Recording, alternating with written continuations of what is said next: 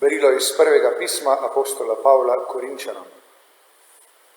Ko sem jaz prišel k vam, bratje, nisem prišel z visokostjo besede ali modrosti vam oznanjati Božje pričevanje. Sklenil sem namreč, da med vami ne bom vedel za nič drugega, kakor za Jezusa Kristusa in to križanega. Prišel sem k vam slaboten in v strahu in velikem trepetu. In moja beseda in moja pridiga ni bila v prepričevanih besedah modrosti, ampak v izkazovanju duha in moči, da bi vaša vera ne slonela na človeški modrosti, ampak na Božji moči. Modrost pa oznanjamo med popolnimi, toda ne modrosti tega sveta, tudi ne modrosti poglavarjev tega sveta, ki minevajo, temveč oznanjamo v skrivnosti skrito Božjo modrost, ki jo je Bog pred veki vnaprej določil za naše poveličanje, ki je ni spoznal nobeden izmed prvakov tega sveta. Ko bi jo namreč spoznali, bi Gospoda veličastva ne križali, ampak, kakor je pisano, česar oko ni videlo in uho ni slišalo, in kar v človekovo srce ni prišlo, kar je Bog pripravil tistim, ki ga ljubijo, je nam Bog razodel po svojem duhu. To je Božja beseda. Bogu hvala. Gospod, ti si delež moje dediščine. Gospod, ti si delež moje dediščine. Varuj me, o Bog, k tebi se zatekam. Govorim Gospodu, ti si moj Gospod, delež moje dediščine in mojega keliha, ti vodiš mojo usodo. Gospod, ti si delež moje dediščine. Slavim Gospoda, da mi svetuje in celo po noči me opominja moje srce. Vedno imam pred seboj Gospoda, ker je na moji desni neomahnen. Gospod, ti si delež moje dediščine. Pokazal mi boš pot življenja, polnost veselja pri sebi, večne radosti na svoji desnici, večne radosti na svoji desnici. Gospod, ti si delež moje dediščine. Aleluja, aleluja, aleluja. Križan sem skupaj s Kristusom in ne živim več jaz, ampak Kristus živi v meni. Aleluja, aleluja, aleluja.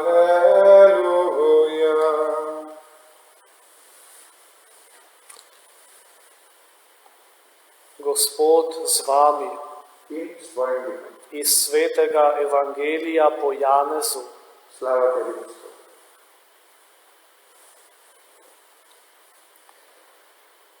Tisti čas je Jezus govoril svojim učencem, kakor je mene ljubil Oče, sem tudi jaz ljubil vas.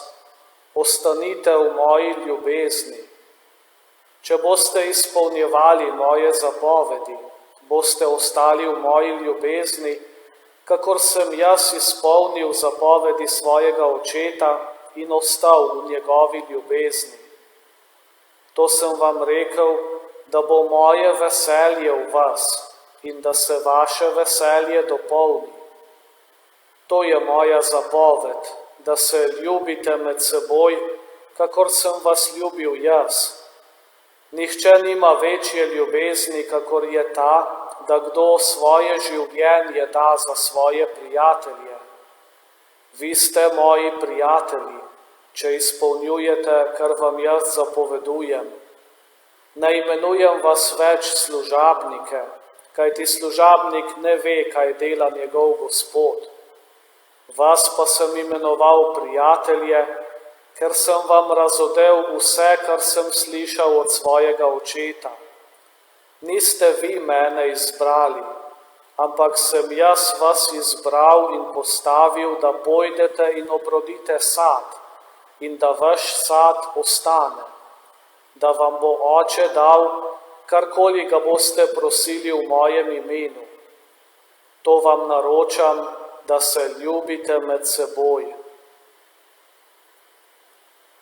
Kristusov evangelij. Slava tebi, Kristus.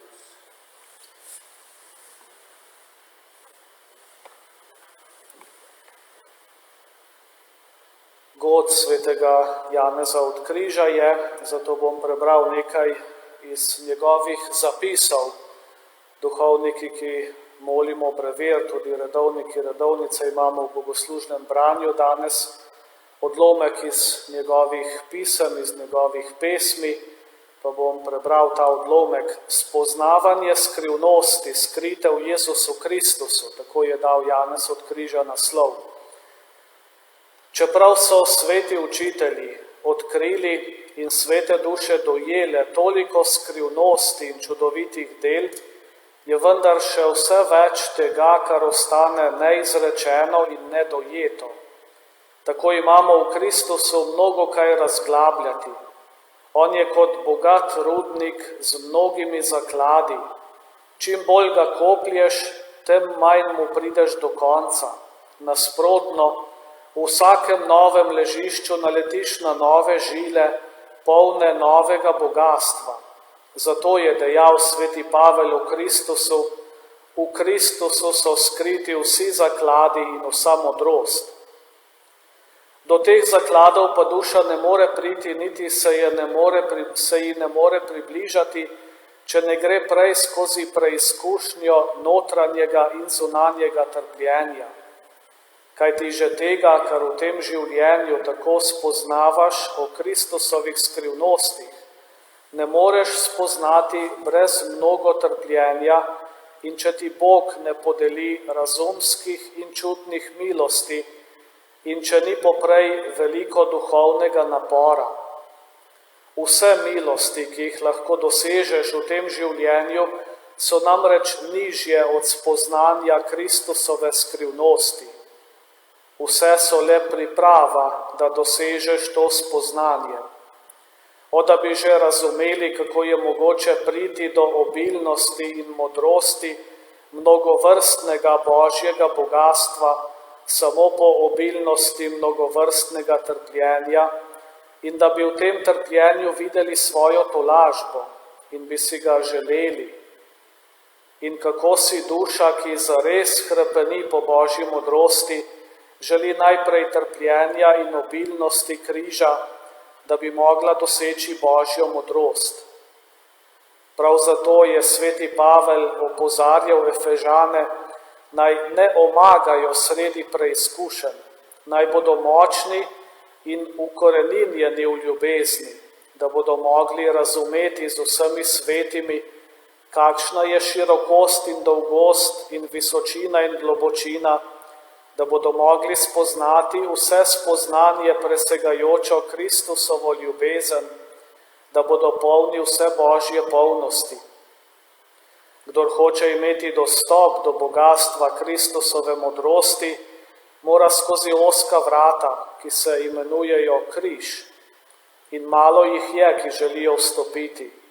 Dosti pa je takih, ki si želijo brez križa, tistih radosti, do katerih pride človek samo po križu. Tako besede današnjega godovnjaka Janeza od Križa, ki tudi nas vabijo, da bi si želeli te božje modrosti, Kristusove ljubezni, ki velikokrat pride tudi preko trpljenja križa, da bi tudi mi znali naša trpljenja pridružiti Kristusu, pridružiti njegovi ljubezni in tako vstopiti v to božjo modrost.